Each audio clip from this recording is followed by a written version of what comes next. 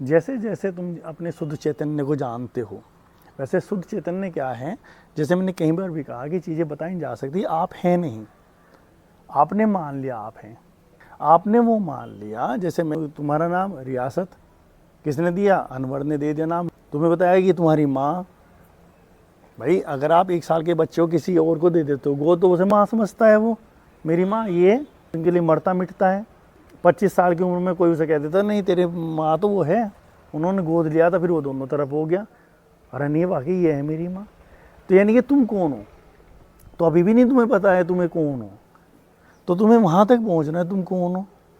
अभी ऐसे जो तुम्हारे संस्कार हैं, जो विचार हैं, वो सब तुम्हें यहाँ से मिले और वो बहुत अंदर तक तुम्हारे प्रवेश कर दिए, तो वो चीज़ें हमें डिस्टर्ब करती हैं। तो साधना, इसलिए तो बोला साधना कोई आसान चीज़ तो है नहीं, लेकिन क्योंकि तुम्हें कभी ना कभी इनसे सबसे मुक्त होना है, तुम्हें जानना तुम कौन हो। तुम बिल्कुल एक खाली सपाट पर्दा हो, और वो तुम ही नहीं हो, वो तो पूरा अस्तित्व एक ही है। उसमें से तरंगे निकली, तरंगे निकल कर जन्म देती चली गई चीज़ों को। तुमने कब मान लिया मैं हूँ, और वहाँ से तुम्हारी यात्रा होगी मैं हूँ, तुम थे कहाँ। अभी बातें किसी की समझ में आ रही नहीं हो रही, लेकिन तुम्हारे लिए इसलिए की जा रही, एक ना एक दिन तो तुम्हारा बौद्धिक स्तर ऐसा होगा कि तुम समझोगे तुम थे कहाँ। एक तरंग निकली बादल में से, और उसने हरकत करनी शुरू कर दी, हरकत करते करते उसने कोई चीज़ पैदा कर दी, ये पैदा कर दिया। अब ये पैदा करते करते इसमें तरंगे निकली, ये डिस्ट्रॉय हुआ, डिस्ट्रॉय होकर नीचे गिर गया, ये पानी के अंदर चला गया, कोई एक दूसरी तरंग पैदा होगी, एक नई चीज़।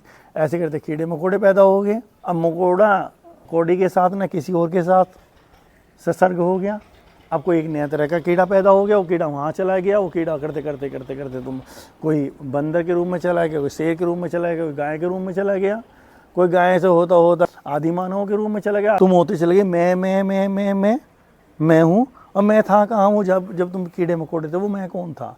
जब कीड़े मकोड़े में तुम खाली तरंग थी, वो तरंग किसकी थी? तो उसकी थी तरंग, जहाँ से चली थी। तुम कहाँ से आ गए? तो तुम्हें वहीं पहुँचना है। अब कितनी बड़ी यात्रा है, एक जन्म में पूरी हो जाएगी। तुम्हें वहीं पहुँचना है, तुम थे ही नहीं, तुमने मान लिया तुम हो गए, तो ऐसा ही नहीं है। तो बहुत चीज़ें हैं। तो ये आध्यात्मिक यात्रा कि तुम्हें ये उद्देश्य दे रही है, तुम इस पृथ्वी पे हो क्यों। फिर तुम इन जगहों में शादी ब्याह होगी, ये सब चीज़ें होगी, पार्टी होगी, किट्टी पार्टी होगी, नेम फेम होना है, पगड़ी पहनाई जानी है, कि भाई इन चीज़ों से तुम कैसे बचोगे? सारी दुनिया लग रही है, क्योंकि तुम्हें तो सच लग रहा है कि तुम कहोगे नहीं यार ये कहाँ क्या कर रहे हैं। जब सब कुछ छोड़नी है तो पकड़नी क्यों?